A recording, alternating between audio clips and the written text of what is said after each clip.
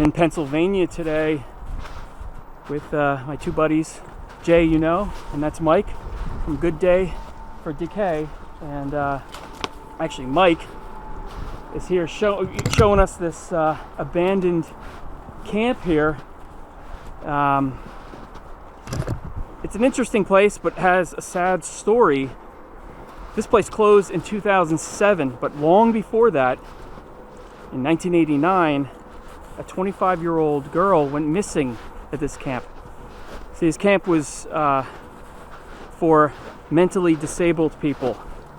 And although Lourdes Inglesias was 25 years old, she had the mind of a 3-year-old. And we are going to take a look around this camp and try to find where we think she went missing and ended up being found, unfortunately deceased, decomposing 6 days later. But big thanks to Mike for showing us this place. It's a big camp, something like, I don't know, maybe 10 buildings or something like that. One time housed up to 150 people, at least throughout the summer. Almost 70 acres. Yeah, almost 70 acres, built in 1976. And it's had plenty of time to decay. And it is a good day for decay. We're going to check this out.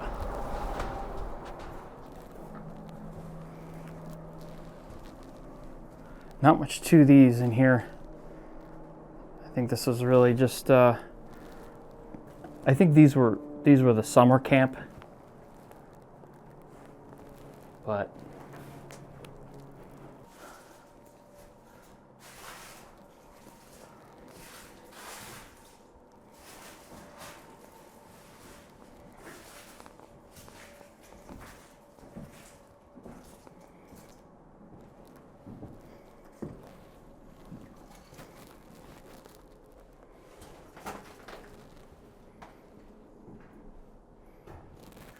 the cups are still in here.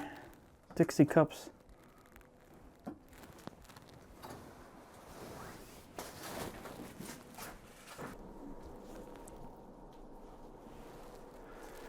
This was called the Keystone Camp, and it was partially full-time and partially a summer camp, and not just for children, of course, but for people of all ages with mental disabilities.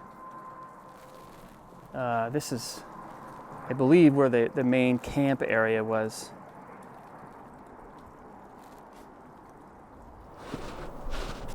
This is a pretty massive camp, about 70 acres or so, with almost a dozen buildings, some just the size of this little cottage, and some much bigger because of the fact that it was also full-time housing. All year round, it was about 70 people that lived here, and during the summer there was another 70 or 80 that were here just for the summer camp. Now, the woman's name was Lourdes Inglesias. I think that's kind of how you pronounce it. If I'm wrong, but I'm trying to pronounce it as best I can. And although she was 25 years old, she had the mental capacity of a 3-year-old. And she was a full-time resident here. She had been here for 5 years. One day in 1989, during a group activity, which was most likely right out here, 25-year-old Lourdes walked away from the group activity and disappeared. Now, this had happened a couple of other times, but they were always able to find her quickly and bring her back. Unfortunately, this time they were not able to locate her, and there was over 1,000 people that searched for her.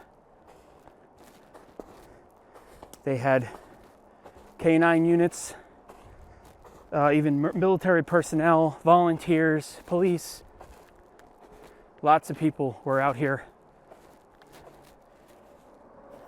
It wasn't until 6 days later that she was found by a couple of hunters in the swamp, badly decomposed, only able to be identified by dental records.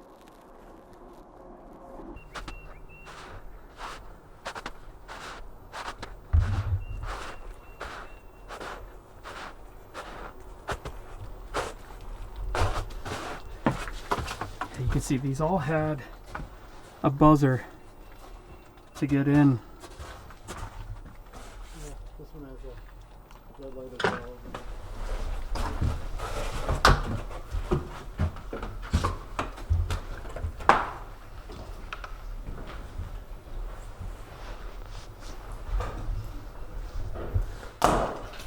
Oh, that sounded good. Crunch. A lot of water damage in here.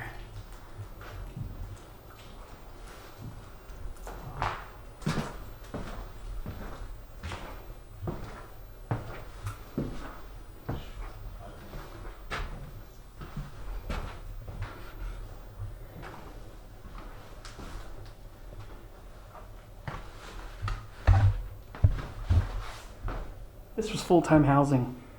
This was a residence slash camp, so there was about 70 full-time residents here, and this is where they lived. There's a number of the big buildings right here, and then the summertime camp where another 70 to 80 people spent the summers down at the camp area. But this was, it was housing, basically.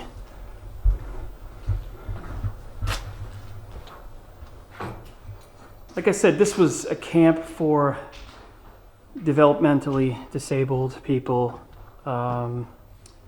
autistic, severely autistic, and I think they specialized in something called PWS, Prader-Willi syndrome.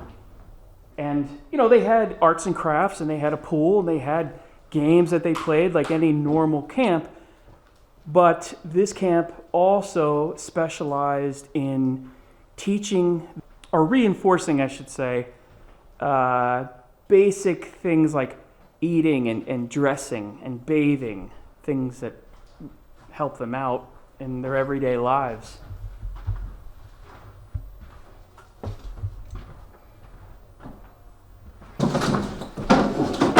Ooh, it's a piece of wood. Is this outside? No? Oh, yes. So they all have, all these buildings have a keypad to get in, like a, you know, so you could not get in and out of here without knowing the keypad, the code.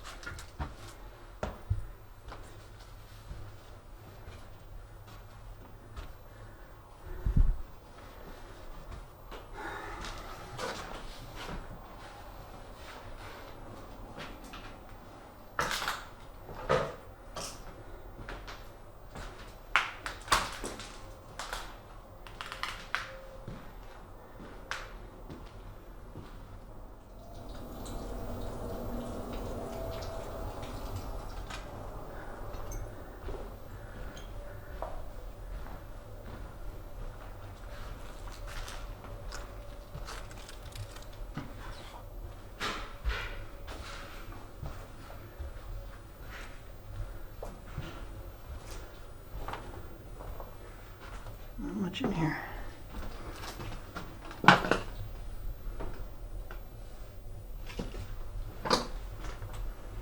This place closed down in 2007, so it's had a nice amount of time to start to fall apart here. I don't know why it closed down, but it did. Whoa.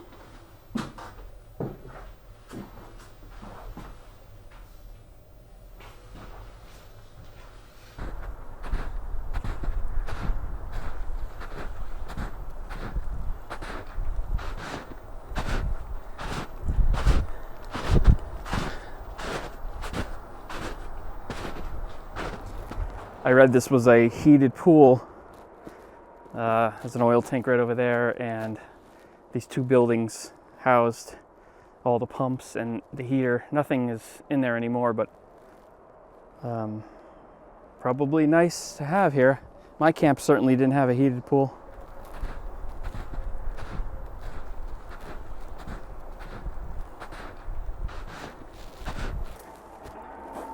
Coming down to what I think is the swampy area where the woman was found. Now keep in mind, obviously it's winter time here, so the weeds are not here, it's not overgrown, but in the middle of the summer, this would be totally overgrown and covered in swampy weeds. Now it's likely that this is the area where she drowned, just because we're very close to the camp. It's just up the hill here, and she had the mentality or the mind of a 3-year-old. So, I mean, a 3-year-old typically isn't going to wander off that far. I think it was just an unfortunate situation that where she just found herself in an area where they couldn't find her. So it's likely that she drowned and her body was just hidden in an area where nobody could find her. You know, I looked up some information on Lourdes, and I couldn't find anything. I don't know if there's a grave. Apparently she was from New Jersey. A sad situation, but this place continued on, which is a good thing because it really did a lot of good. I don't know why it closed in 2007, but it's been sitting here ever since. It's an interesting place, and big thanks to Mike from Good Day for Decay for showing us this, and of course, you know, Jay, Journey with Jay. We're gonna get out of here. Our feet are soaking wet as we have been trekking through this foot-deep wet snow. Hope you like this. Thanks for watching. See you in the next video.